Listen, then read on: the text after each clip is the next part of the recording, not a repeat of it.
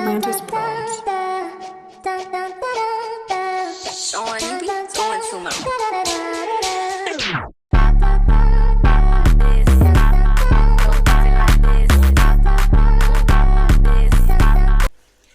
Hello, my beauty.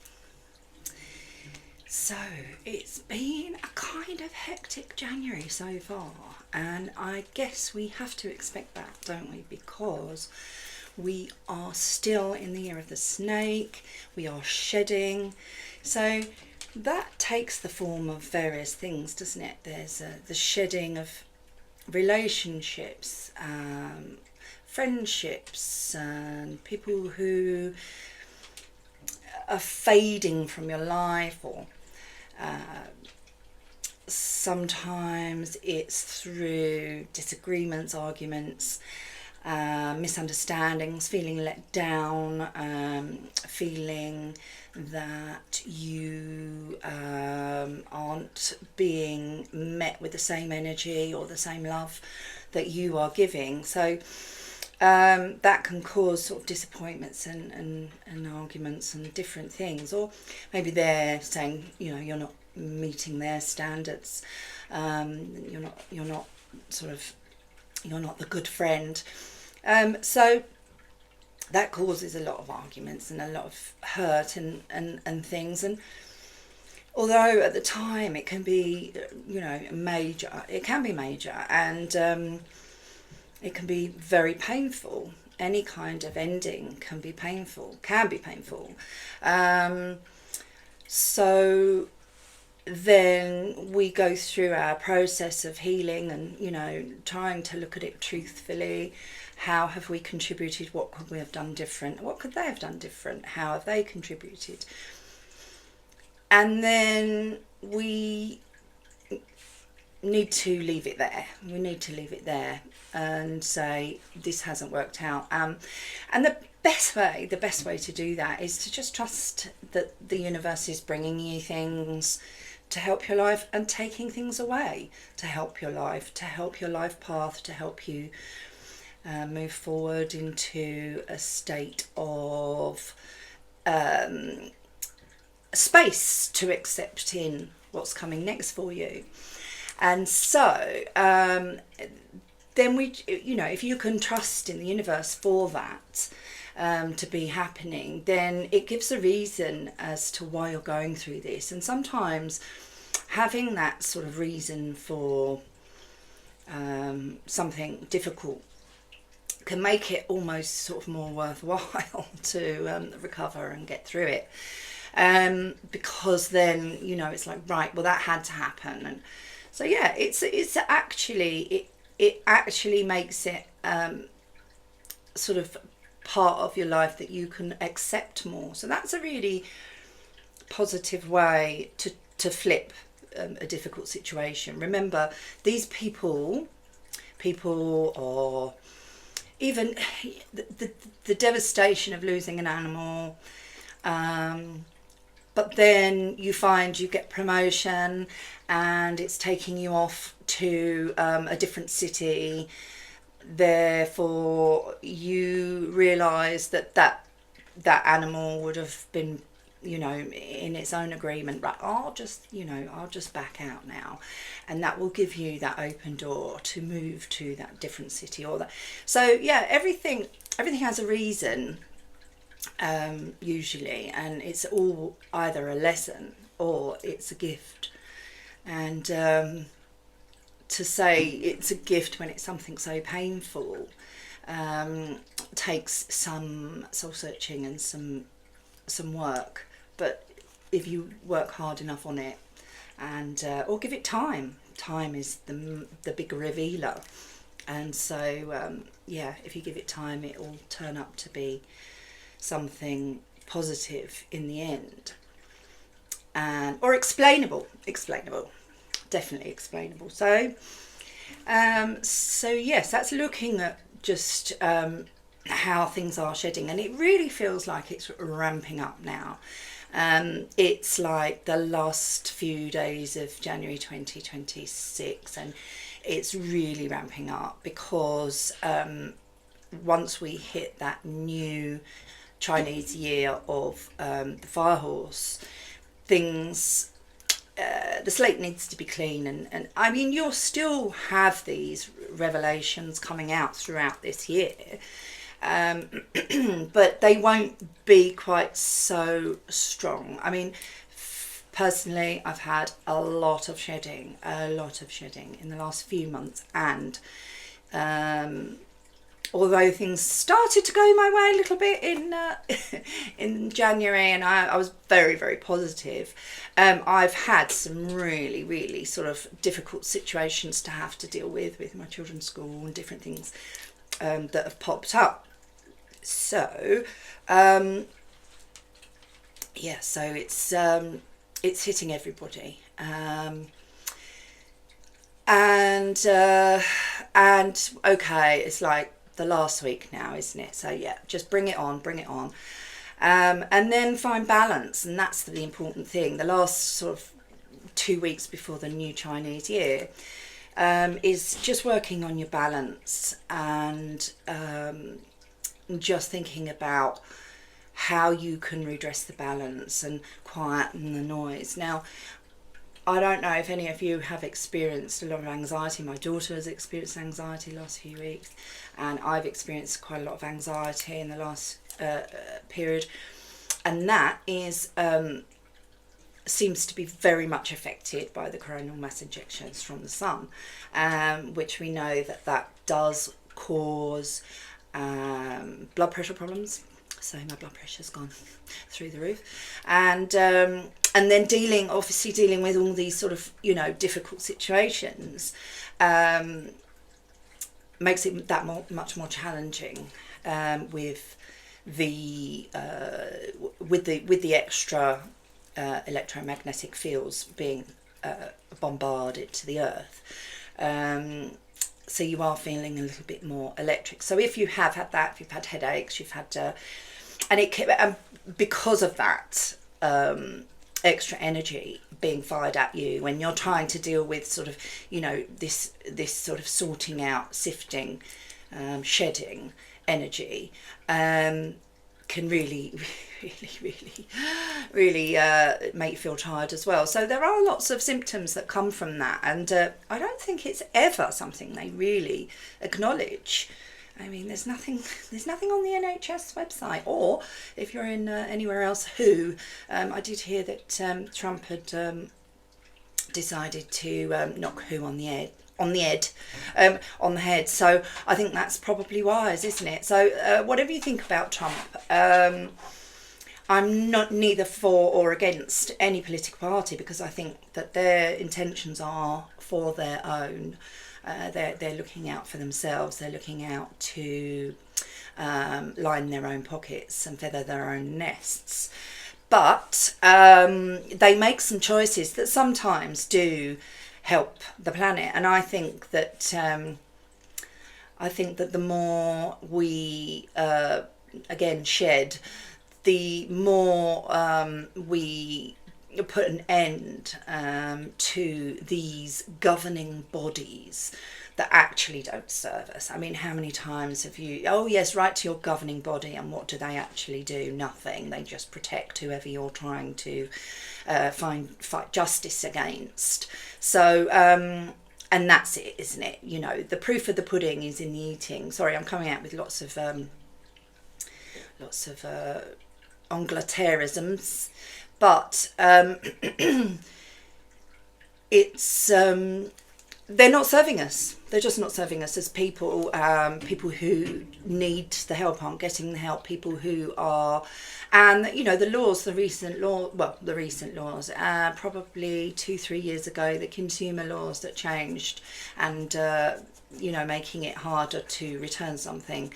It used to be a 6-month thing. Now it's like, you know, oh, you get like 30 days, and then but I mean, it doesn't really hold if you push, especially sorry, that's Basil, especially if you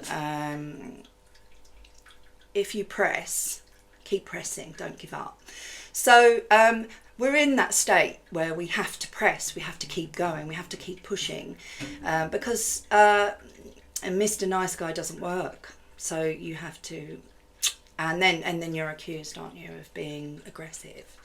Well, yes, because 15 times of Miss Nice Guy, Mr. Nice Guy turned up complacency and yeah, a sort of abuse of somebody's rights. Therefore, I'm getting louder. So, yes, we're kind of moving away from more spiritual thoughts and practices, but it all feeds into this 3D world that we're dealing with.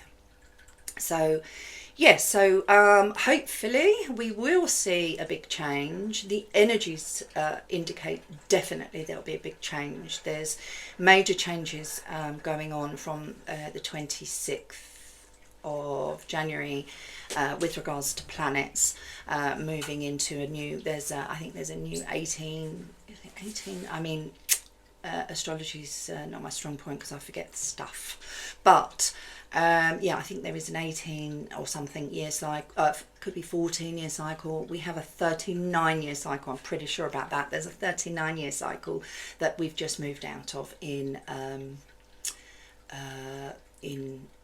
on the 26th, which is bringing a much more positive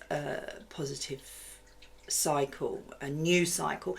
New cycles are always positive, aren't they? They start off well because you set your intention at the beginning of that cycle, and you can I mean, you get knockbacks, so this has happened, that's happened. Let a few go, but keep that positivity up, because remember, you do create your reality, and we can get very sort of spiritual about that, and I'm sure one day I will. But in reality, if you walk out the door with a positive mindset, you will view things positively. If you walk out the door with everyone's out to get me mindset, then a look from a stranger can feel threatening. So 3D world, if we start in the 3D world, we can move into the realities of the higher realms and how we create our reality there, maybe for another day. So, well, I plan to do many more YouTubes. I wanted to get on it last week. I've had a lot of setbacks, what with the schooling and stuff, and but I do intend to move through and do some more YouTubes, because of the I can put together longer programs of things that I like to discuss. So there's a few things I'll be talking about in the next few videos, but this one today is just to say, are you okay? Are you okay? And there are reasons if you're feeling that things are heavy, and but they're going to pass. They will pass. Everything passes in the end, and nothing stays the same. And that's one of the things for me that got me through difficult times. Nothing stays the same. Nothing stays the same. So a simple mantra, but yes, a very effective one. Nothing stays the same. Everything moves on, and that can help you with your difficulties in life, because we all have them, don't we? Talking about anxiety, one of the really good crystals for anxiety is the amethyst. I mean, amethyst is beautiful. It really is beautiful. Lilac-y tones, purpley tones, through to sort of a pale pinky tones and white tones. Really, really lovely. Always been something that I've been drawn to, because I've had this since I was a child. So it is always something that I've been drawn to. I mean, I'm a proper magpie. I love sparkly things. I love gems. anything that shines. I am a true magpie. But it's this and rose quartz. I have pieces of rose quartz that I've had since I was a child, and I've had this since I was a child. So it's interesting that I suppose when I look back on childhood, I did suffer from anxiety, not debilitating anxiety, but anxiety of being accepted, and obviously with the rose quartz, sort of trying to attract love. So that kind of ties in. That's interesting. Just thought about that. But yeah, so this is a really good stone for crystal for helping with anxiety. Crystals, everything is energy. Molecules, atoms, broken down, they're just sort of invisible energy. Which is hard to comprehend, really, isn't it? When you think of, when we see things, when we feel things, we see things in the physical world, to think that they're just all sort of made up of cells with absolutely nothing in them but energy. So it's kind of strange, but they are. And of course, if everything is made from energy, then you'll have different vibrations of energy, which is where you get your differences in your crystals and your stones. So that is a really good stone to use for anxiety. And there are others, trying to think of others, but protection from energy, you've got your black stones, so that can help with anxiety if you feel protected. And of course, if you feel protected, if you feel that you've got support, then that immediately helps with anxiety anyway. So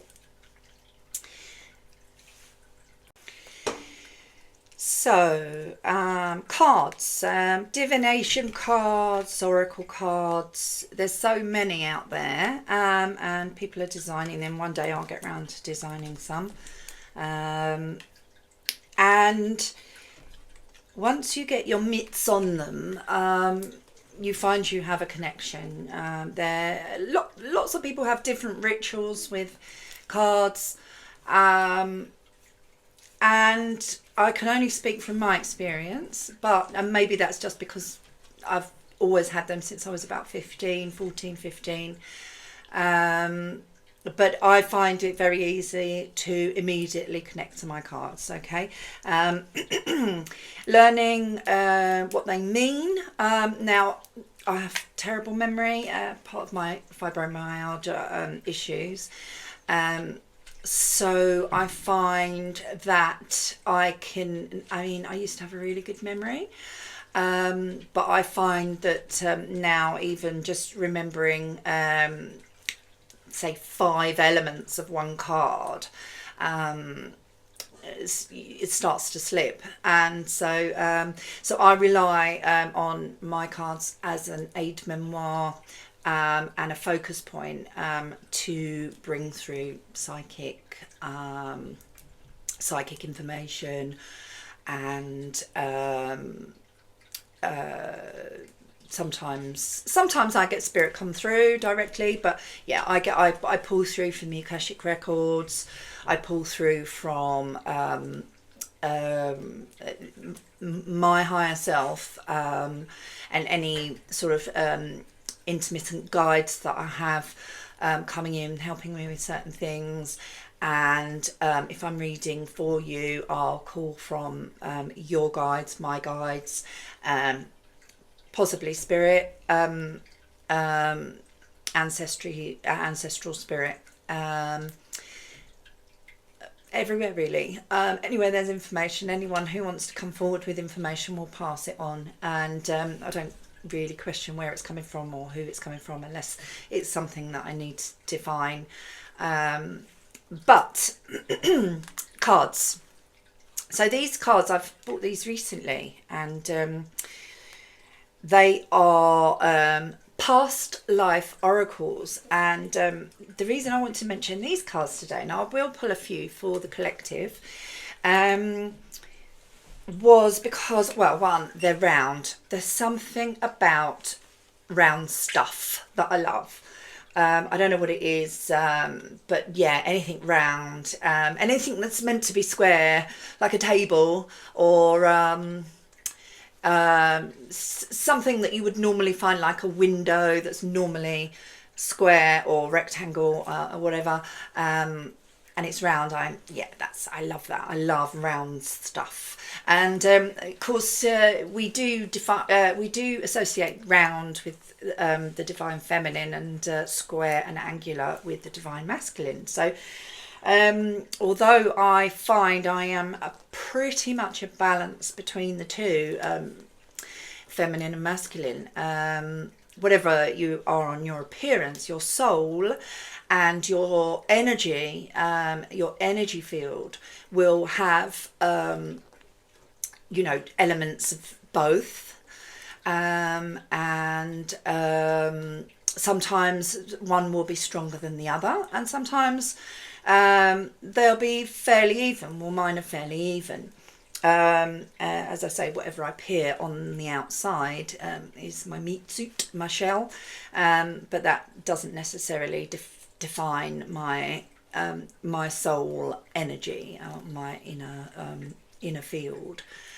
So these I thought, lovely, and they're nice hand size if you're clumsy like me as well. That's another thing with my fibromyalgia. I find I can easily drop things, or things fly out of my hands.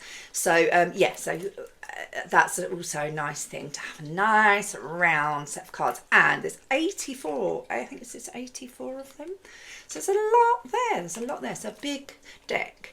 And but what I love most about them, they're the deck that just keeps on giving. We have the outside and the underside. So the underside gives you various fields relating to past lives and past energies that need to be addressed in this lifetime. So this here is, this one says technology. So this one's bringing up technology. And so you have use of technology, technological progress, abuse of technology, and technological disaster. So that's, I guess if that was a random pull, because anything, they often are random pulls. That's the top card, and I've shuffled these. So that really does give a message to the collective, doesn't it? That because we're dealing with abuse of technology, there's a lot of fear mongering out there about AI. I personally think anything is, you take the good, you leave the bad. Things that are bad, you learn from it, you avoid it, or you step back from it. Technological progress, well, technology, I think we're progressing in technology a lot more than we're actually being led to believe. So even though there is an element of fear being sort of spread out about how it's AI is going to take over the world and then we'll be defunct, but humans will be defunct. No, don't be silly. Now I appreciate that it's going to cause fear in the sense of it is going to change jobs to a large degree, which will leave people lesser employed. But where we can address that imbalance is that, one, the most important thing on people's minds, I guess, is the fact that, where we're going to get our money from. Now, the planet is changing. It is moving in the right direction, even though it looks like it's chaos. That chaos is the falling of the old systems, the selfish, the brutal systems that we have, the systems that are pushing a narrative of, well, it's each out for our own, we don't need to worry about that. Well, oh, you've got no money, oh well, stuff you. They are changing. All of those systems are changing, and they are collapsing. And so as they collapse, we can form our more separate groups. The centralised government is going to fall, and as a result we will find ourselves in small community circles, small community bases, local communities that will take control of their own finances, they'll take control of their own resources, and it will become a very, very advanced and technological age, but with old values from, you know, we're talking before the migration of the UK to colonies. We're talking much further back into, closer to the Middle Ages, medieval times, where people were more much more connected within their small areas. And so with that sense of community, you will have a concentration of support for people who do not are out of work. So the work situation, I think if we moved to a system more so where we are all fed, watered, homes heated and looked after in our immediate needs, we are then left with a sense of freedom where we can start to look at possibly doing more things that we love, getting out more, getting out in nature more, doing hobbies more, and just having more time, cut the slave ropes that people are currently tied to, and we will have more time on our things that we love to do, which is an enormous vibration raiser.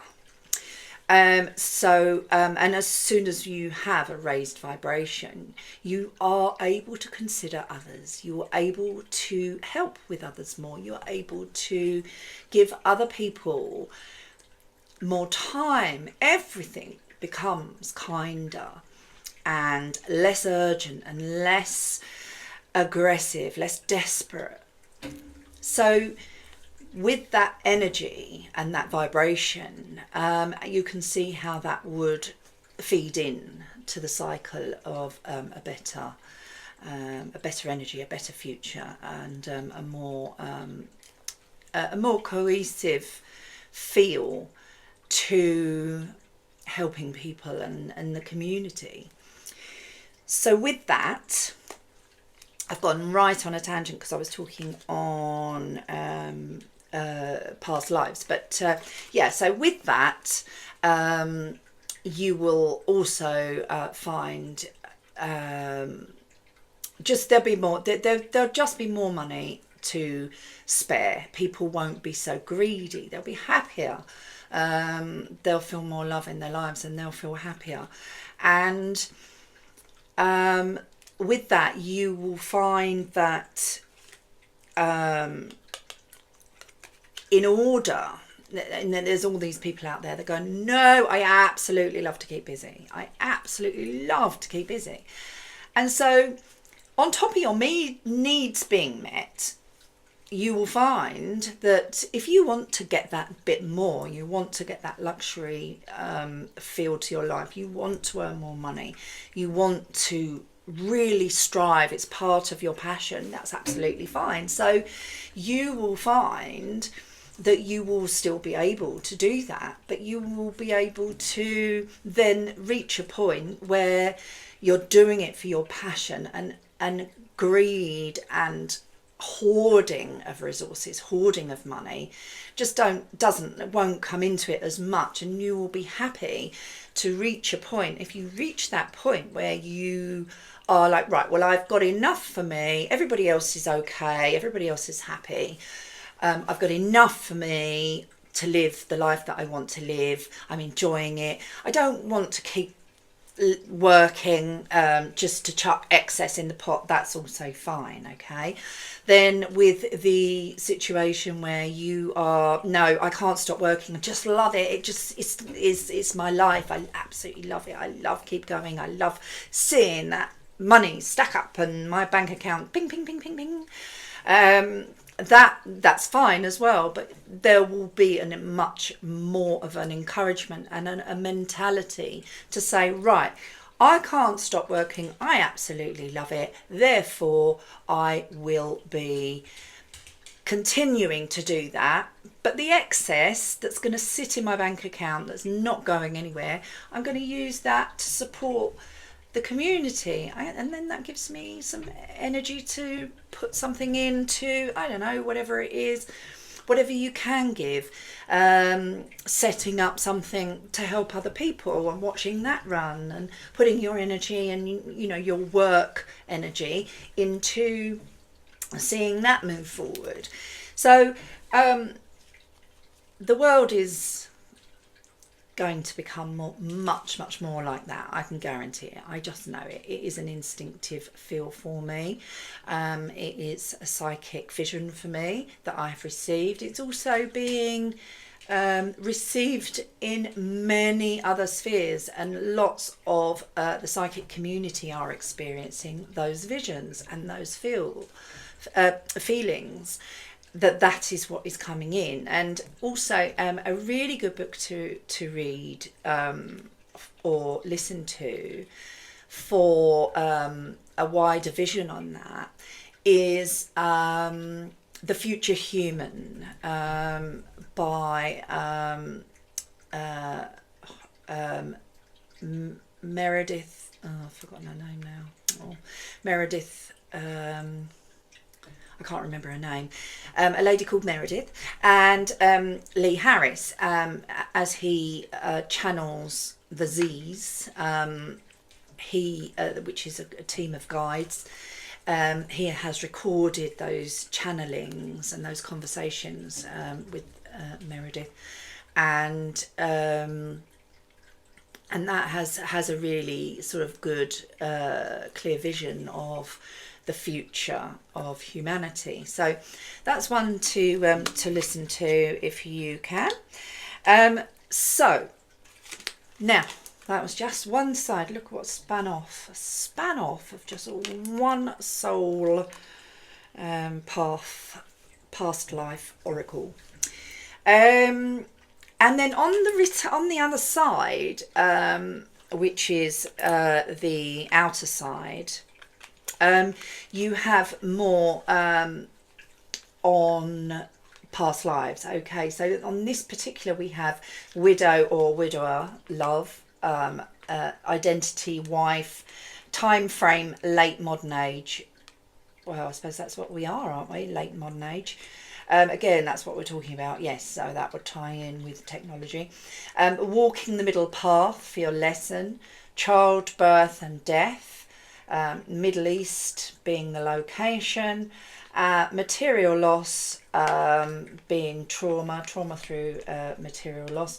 Philosophical philosophy is it's coming up a lot more, isn't it? Being talked about a lot more in conjunction with spirituality and faith.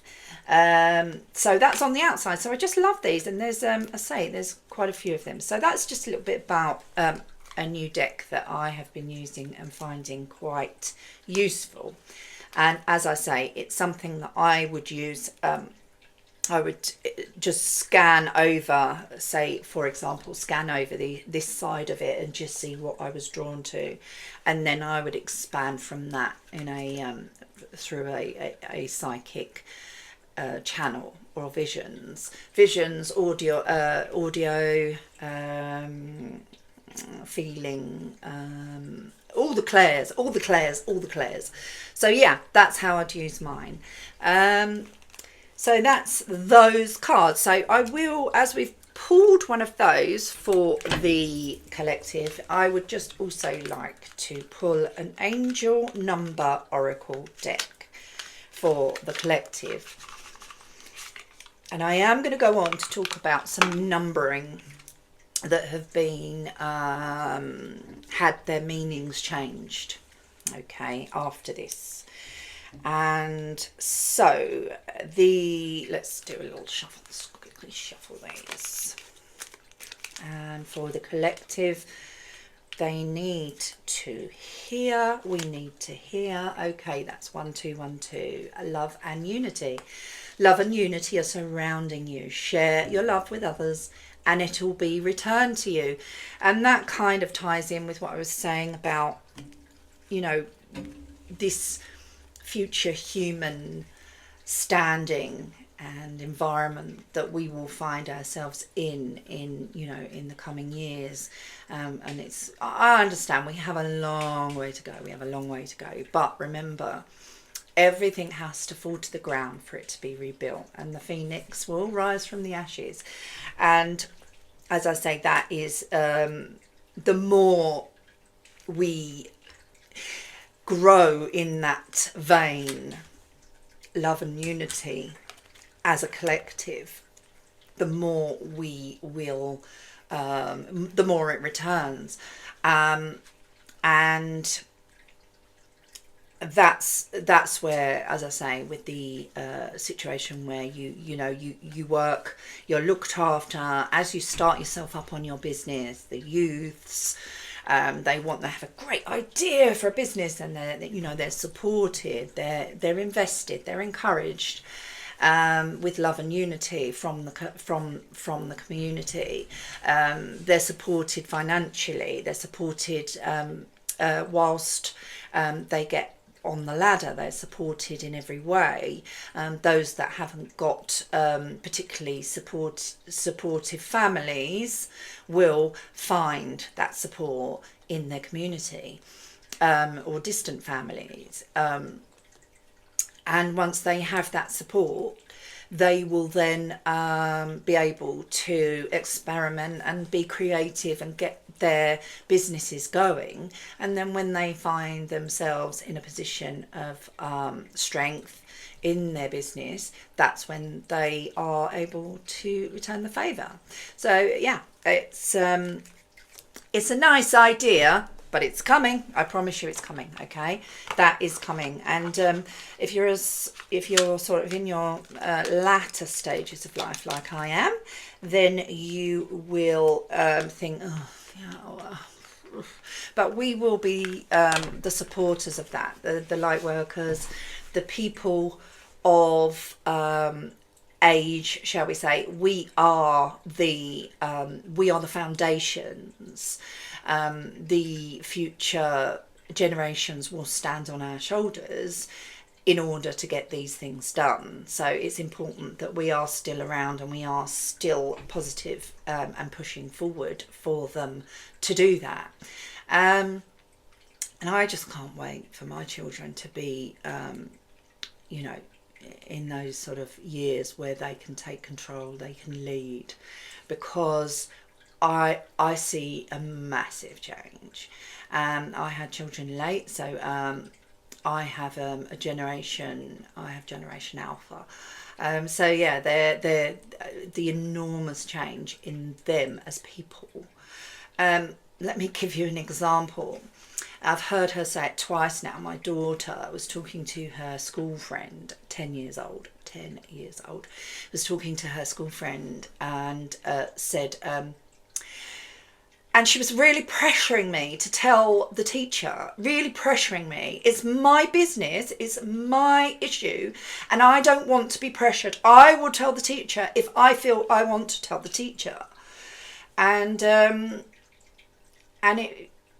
it really surprised me. I was gobsmacked because I just thought, she's 10 years old. How does she even understand what being pressured is? I mean, I might be wrong here. I was pretty discerning child about emotions, and although my emotions I struggled with, because of conformity, but at that age, and it's not the first time she said it, so possibly maybe have said it at 9 years old, 10 years old, and she's talking about the awareness of being pressured. And it's not something I've really gone over too much with her. Maybe she's seen something from me and learnt from me. But even then, I was really, really surprised that the emotional intelligence of a 10-year-old, she is advanced, she is emotionally intelligent, but that blew me away. So there you go.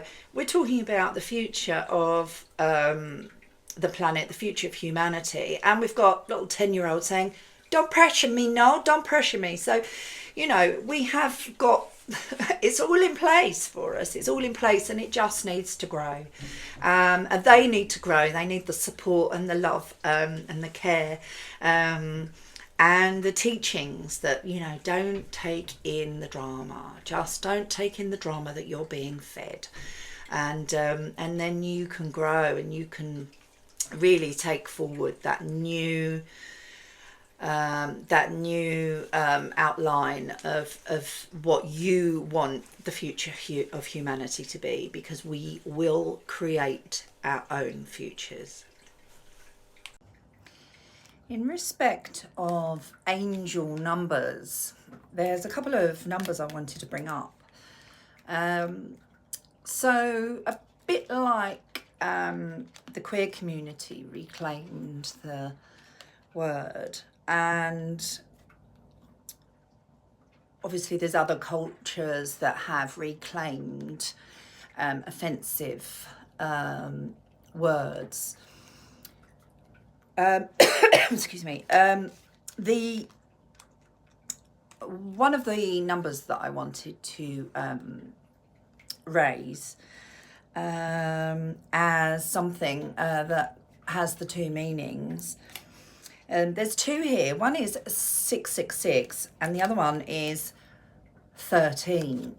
So if we start with the 666, obviously the Bible claims that 666 is a sign of the beast.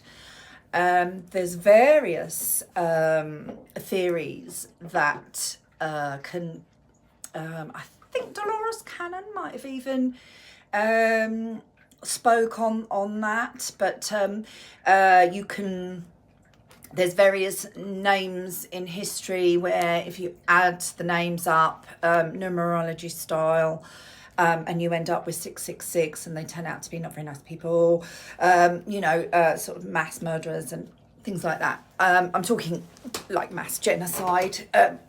Obviously, we know who we're talking about. And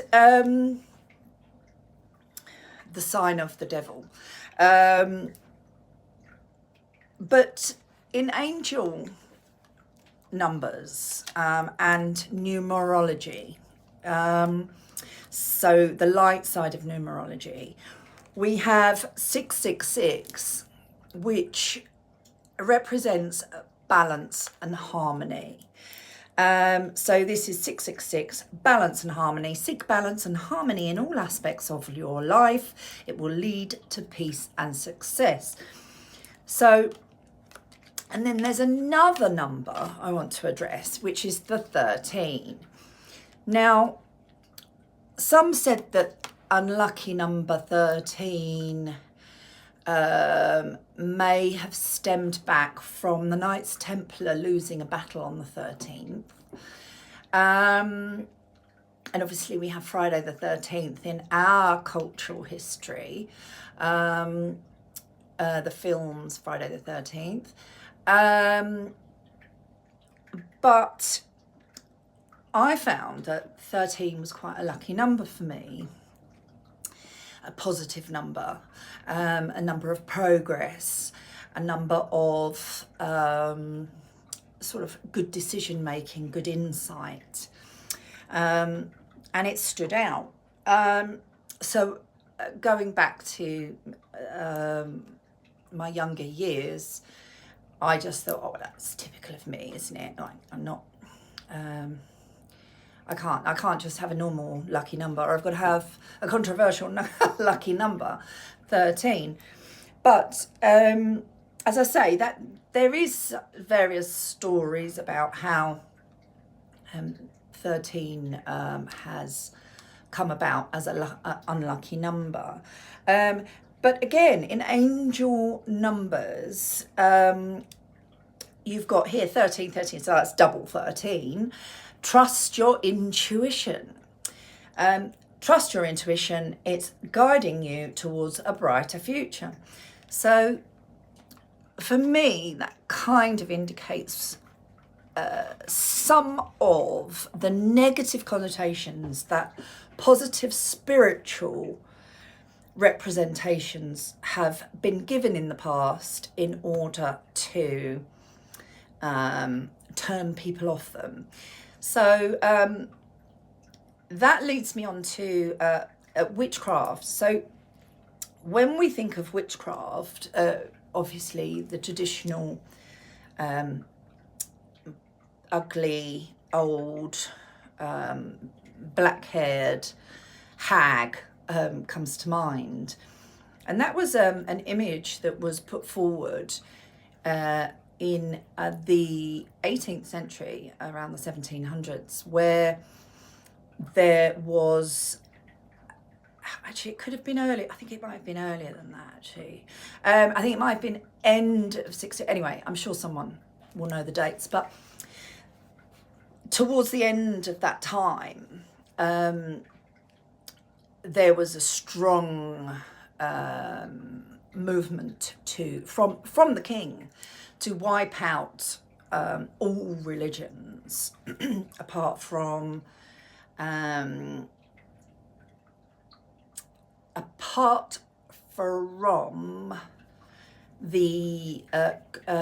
Anglo-Christian religions at the time. So I might be getting all my facts wrong here, but the point is that at that time, any pagan practices, which was sort of the original